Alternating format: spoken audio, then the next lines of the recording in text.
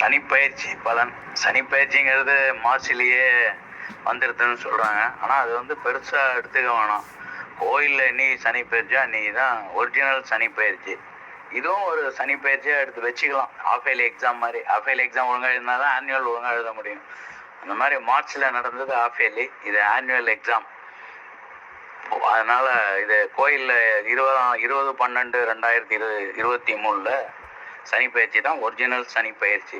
பொதுவாகவே இந்த சனிப்பயிற்சி வந்து 12 ராசிக்கும் ஒன்றும் கெடுதல் பண்ணாது. அவங்கவுங்க உட்கார்ற இடம் ஆதிபத்திய விசேஷத்தை பொறுத்து பலன் கூடுதலாக நடக்குமே ஒழிய கெடுதல் கம்மியாக தான் இருக்கும். எல்லாருக்குமே பொது விதி இது.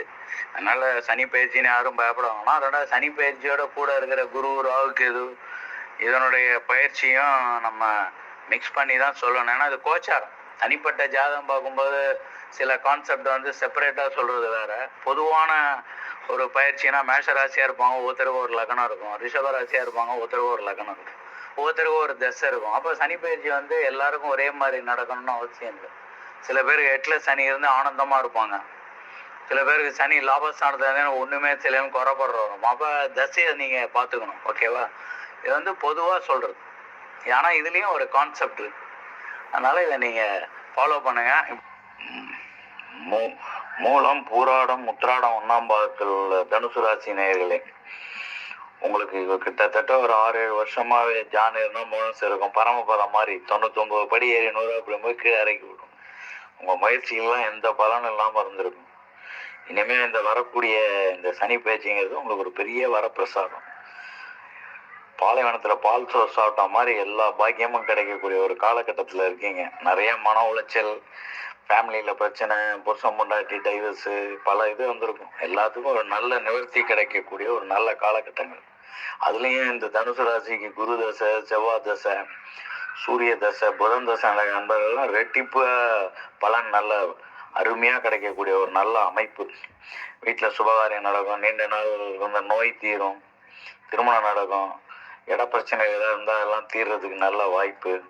எல்லா விஷயத்துலையும் ஒரு உயர்வான ஒரு நல்ல ஒரு சனி பயிற்சி. ஒரு 2 வருஷத்தில் இந்த 7 வருஷம் 6 வருஷம் ஓவர் கஷ்டம். அதுக்கப்புறம் ஒரு வருஷம் அவனுடைய ஷேடோ இருந்திருக்கும். இனிமேல் எல்லாமே நல்லா இருக்குது.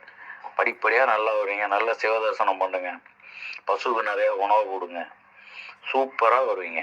தனுசு ராசிக்கு எந்த குறையும் இல்லை. இதை செய்யுங்க, வெற்றிகரமாக வருவீங்க. ஒரு நல்ல டைம் அது, ஒரு அருமையான டைம்.